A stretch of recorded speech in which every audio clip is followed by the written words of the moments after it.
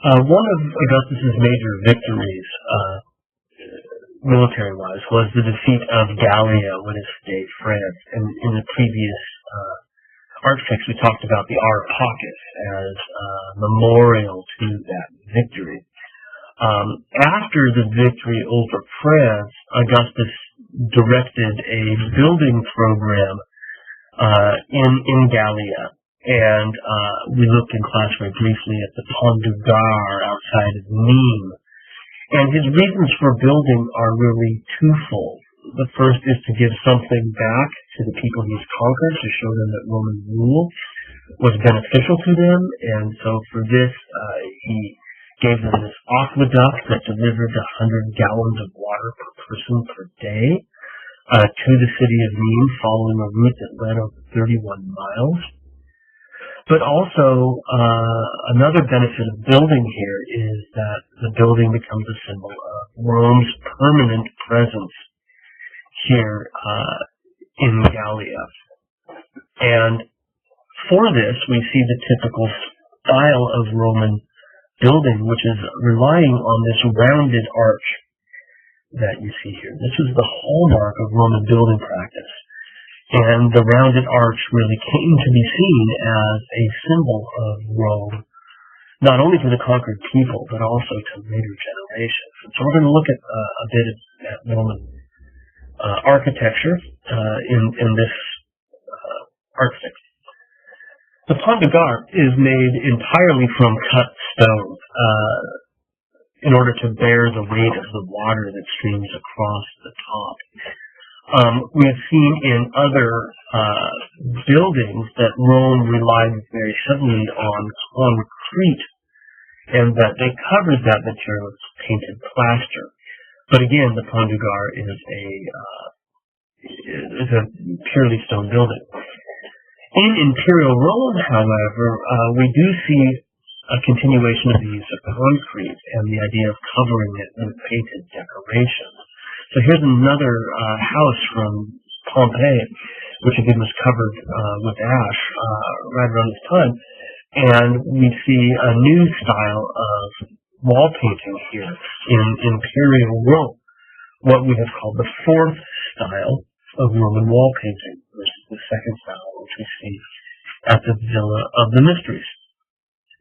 What characterizes the fourth style of Roman wall painting is that parts of the wall continue to open up and look as if the wall has disappeared, and we get to see to vistas beyond. So you'll notice here and here it looks as if we have windows opening up. And even up above, there's a sense that the architecture opens outward and the wall becomes a window through which we are looking. That continues from the second style, but we have added to that other parts of the wall that look as if they are just decorations placed on the wall. So these garlands and these pucci and other things strung up that look like the flat wall itself.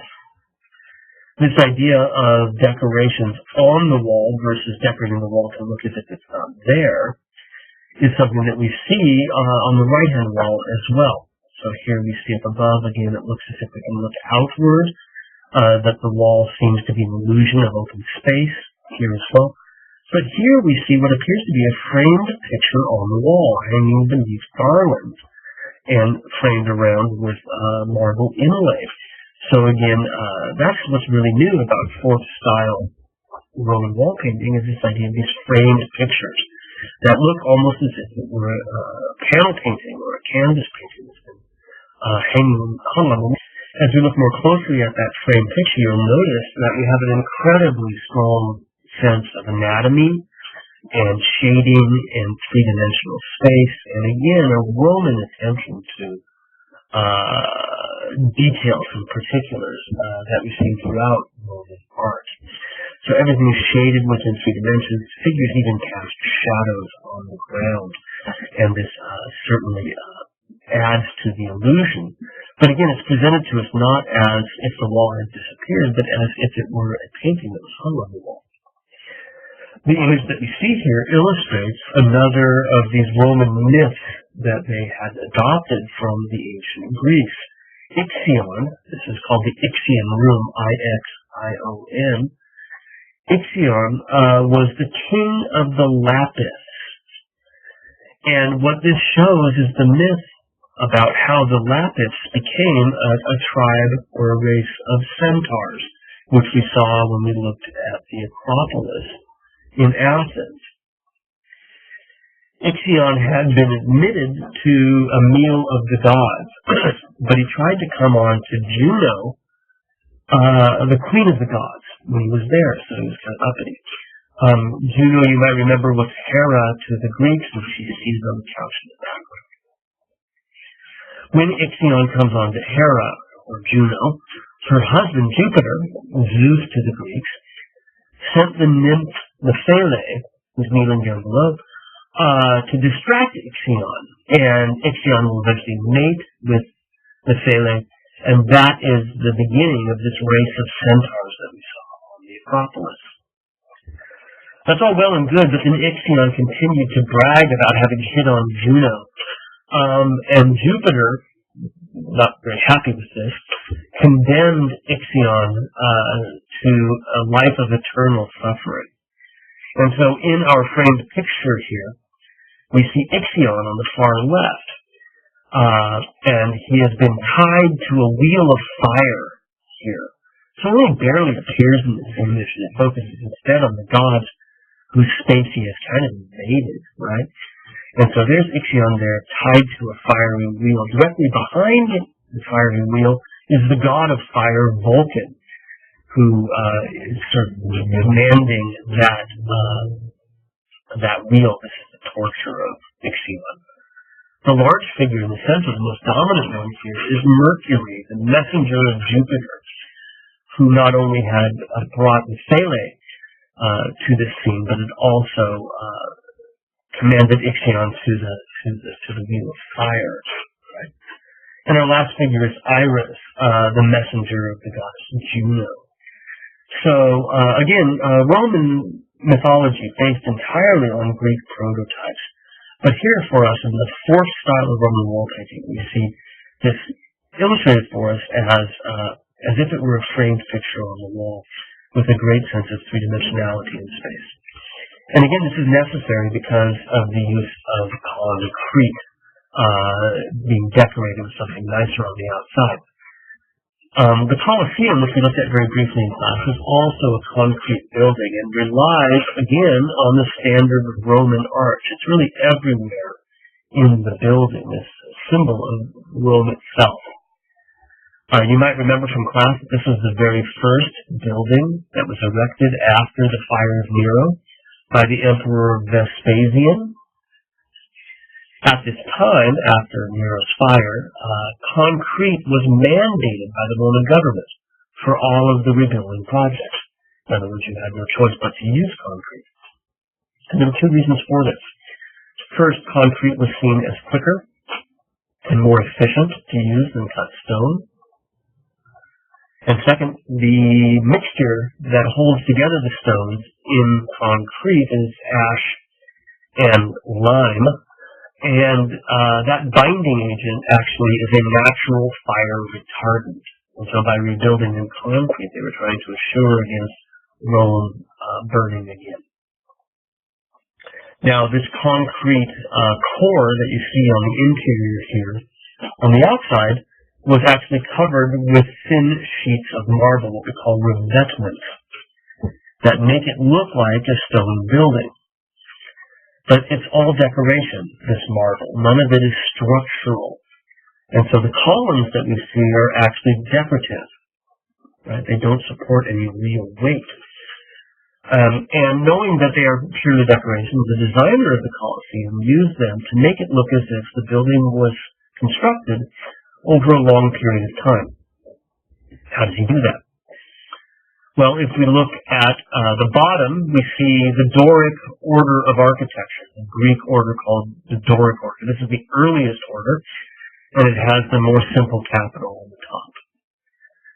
The next story up has the Ionic order with the scroll capital on the top. This is later in Greek architecture and suggests that the second story was built on top of the first at a later time.